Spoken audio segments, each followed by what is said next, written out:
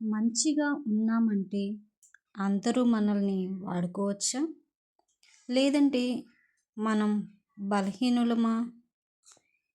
ఈ ప్రపంచంలో మంచి వాళ్ళు ఎక్కువ బాధపడతారు.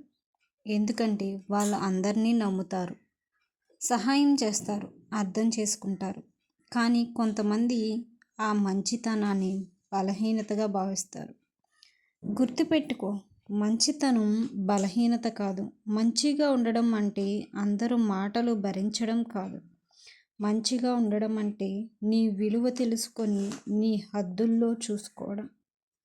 నిన్ను వాడుకునే వాళ్ళకు నిశ్శబ్దంగా నిశ్శబ్దంగా దూరం అవ్వడం కూడా ఒక ధైర్యమైన నిర్ణయం. ప్రతిసారి మాటల్లో కాదు, కొన్నిసార్లు మౌనమే గట్టి సమాధానం అవుతుంది. మంచిగా ఉండు, కానీ నీ విలువను తగ్గించుకునే చోట కాదు.